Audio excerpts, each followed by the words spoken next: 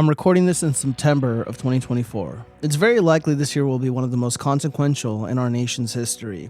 There have been multiple civilization-changing events that have occurred within the last few months as of recording this. President Trump was nearly assassinated live on the internet at a campaign rally in Pennsylvania.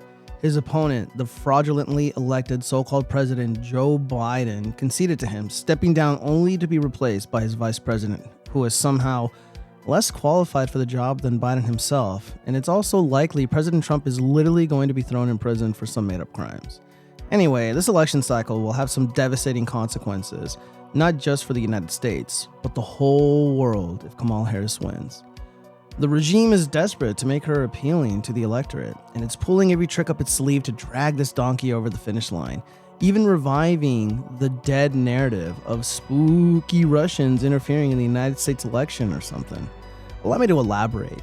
On September 4th of 2024, the United States Department of Justice is alleging spooky Russian operatives from evil Russia may be working on behalf of the Kremlin to fund right-wing influencers on a platform called Tenet Media to promote pro-Russian sentiments and to help get President Trump reelected. My thoughts? I literally don't care. Where are the crimes? Where are the damages? What exactly is wrong with promoting pro-Russian sentiments anywhere in the world? Why wouldn't the Russian people or its government not try to make a case anywhere it can that they're not the villains on the world stage? Let's examine this whole fiasco logically for a second. Am I really supposed to be outraged or concerned that content creators online may or may not be saying things that are favorable to the interests of Russia? If they are, so what? Who cares? Russian people have endured horrific abuse at the hands of the decadent West. Bigotry, fear-mongering, assassinations of their public intellectuals, and unwarranted sanctions. The Russian people have thwarted off NATO expansion onto its borders by invading Ukraine, and they've also put a stop to the you-know-what aside in the Donbass region. But somehow they're the bad guys in this story? I'm not buying it. Let's for a moment grant the core claims made by the illegitimate regime to be true. How is Russia allegedly using right-wing influencers to place the Russian government in a favorable light and to help elect candidates in the US or elsewhere that will not be overtly hostile to its people any different than nefarious unknown entities using individuals like Greta Thunberg, Malala Yousafzai, or Roberto Corona from advancing the political goals of the Democratic Party? These individuals are foreigners too. These individuals and others like them petition the United States government and other Western nations to drastically change policies favorable to their political agenda. When they do it, it's stunning and brave or something. But when nations with a worldview that runs contrary to far leftist orthodoxy, then the corrupt Southern District of New York somehow finds a way to embed itself in another high-profile case that may have implications that impact the whole world and U.S. jurisprudence. Here's what is really going on. Kamala Harris's internal polling is down in the dumps. The astroturfing of this pathetic candidate has failed. President Trump is having mega rallies all over the country and having millions of viewers online also join him on the podcast circuit. This has clearly gotten the attention of the regime.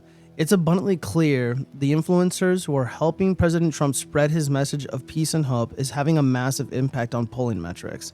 This cannot stand, so the permanent government has elected to sow doubt in the lawful speech of mostly American content creators by suggesting to the denizens of the United States that those who are most likely to be sympathetic towards President Trump are unwittingly or wittingly going along with the schemes of an evil nation that is committed to world domination or something. This maneuver by the Department of Justice serves only to chill the lawful speech of American citizens, a naked attempt to literally interfere in the 2024 general election, which is merely 2 months away from now, as of recording this. Again, though, even if I grant that spooky evil Russians are somehow convincing, tricking, or paying American citizens to say that the war in Ukraine is the fault of the US, so what? Is what they're saying untrue? If so, what is it about their speech that would suggest they're not speaking truthfully? Can we get a clue, or some hints, or perhaps a rebuttal?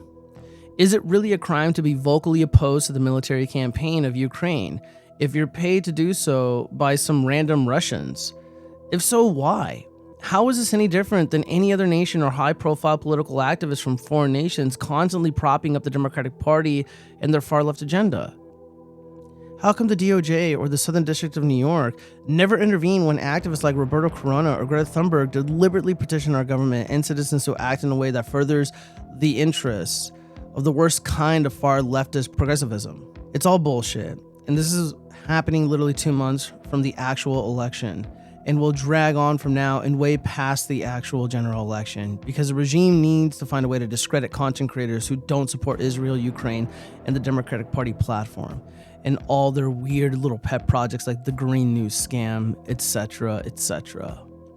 Be vigilant, think for yourself, don't trust the regime media lies, vote Trump, and whatever it is you do it carefully. Now, before I go, I just need to say one last thing. I've made comments, jokes, statements in text and in video form that I am a Russian spy. I am an asset to the Russian government, and nothing can be further from the truth. I do not know any government official in Russia. I've never been employed by the Russian government or any organization that works on behalf of the Kremlin. These are just jokes. These are just statements I made up because I thought it was funny at the time. However, I do not wish to be in prison.